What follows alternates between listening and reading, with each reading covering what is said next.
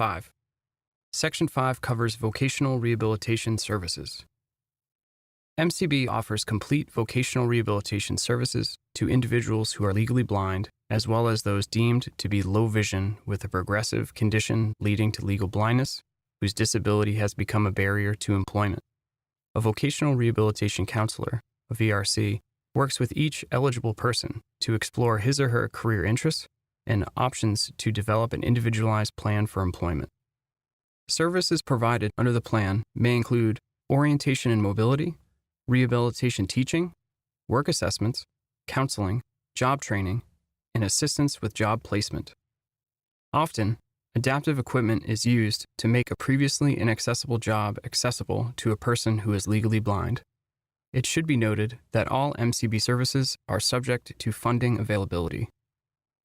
Summary of the MCB Vocational Rehabilitation VR process. To be eligible for VR services, a person must meet the following criteria. The person must have a disability of legal blindness, which for that person constitutes or results in a substantial impediment to employment. The person must require vocational rehabilitation services to prepare for, secure, retain, or regain employment. There must be a determination that the person can benefit in terms of an employment outcome from vocational rehabilitation services. Pre-employment transition services, pre-ETS. In 2014, changes to federal vocational rehabilitation law, the Workforce Innovation and Opportunity Act, WIOA, added pre-employment transition services for students with disabilities on an individualized education program, IEP, or 504 plan. Under WIOA, MCB will provide services to students aged 16 to 21 who are visually impaired or legally blind, up to their 22nd birthday, who are either eligible for MCB vocational rehabilitation services or potentially eligible. Students who are potentially eligible include individuals who are registered with MCB but have not applied for MCB vocational rehabilitation services and who may not be ready to do so at this time, as well as students with visual impairments who are not registered but who are assigned a teacher of the visually impaired, TVI.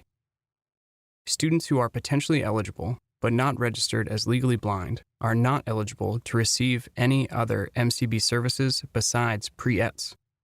The law requires that the student should be receiving services through an IEP or a Section 504 plan or other formal education program such as college, vocational training, or high-set GED preparation.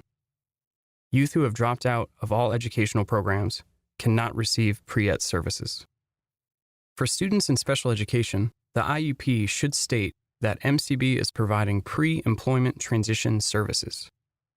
Pre-ETS services may include the following: job exploration counseling, work-based learning experience, such as in-school or after-school work experience or internships, counseling on opportunities for enrollment in a comprehensive transition or post-secondary educational program at an institution of higher education, school-based preparatory employment experiences such as role-playing, social skills development, and independent living training, coordinated with any transition services provided by the school, instruction in self-advocacy, individual rights, self-determination skills, and the informed consent process, as well as peer mentoring.